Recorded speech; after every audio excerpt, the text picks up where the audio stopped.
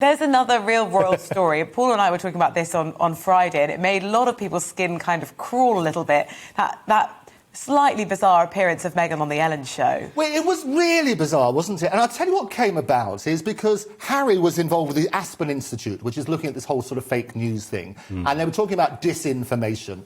And, of course, Meghan has had to apologise to the court because recollections may vary. Well, her recollection varied a bit about when she forgot. She forgot. No, yes. to give her credit, absolutely right. But she, on her PR campaign, appeared on the Ellen show. Now, part of Ellen's show is that she gives instructions to celebrities to do wacky things. So, with an earpiece, Meghan was going to see all the different people selling their wares on the lot of the Ellen show, and they told her to eat like a chipmunk, so she did it brilliantly.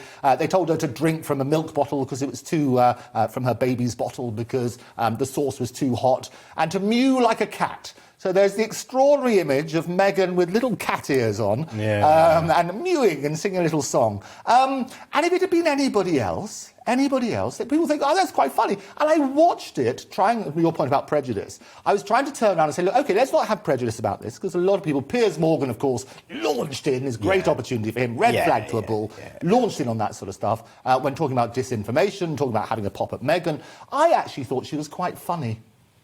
There we go. Well, lots of people will say she does spend a lot of time campaigning for causes, and the more oxygen and time she gets, so too do those campaigns as well. I think that's right. And I think if we should give people the benefit of the doubt, and that's the problem with the news, when you look at the Aspen Institute, people turn around with their own prejudices and say, we're going to approach this story. There's a story about Meghan, well, Piers will rush in there and say, oh, it's all terrible, little Miss Pinocchio and so on and so forth. Give her the benefit of the doubt. The thing I objected to about the Opera interview, for example, was turning around and saying, actually, she made all those wild accusations. But unlike a journalist would normally do, you talk about what, why, when, how. Challenge. You put it into context. Yeah. And I think what I would love, maybe on GBNews we'll do this, we'll invite Meghan on here to actually do it more forensically. Because she's on a PR campaign, and I can tell you here and now that she will be wanting to enter politics in the States. I wouldn't be surprised if she's going to be our first US president, and she could be looking at that sort of side as well. So she's certainly on an interesting PR campaign.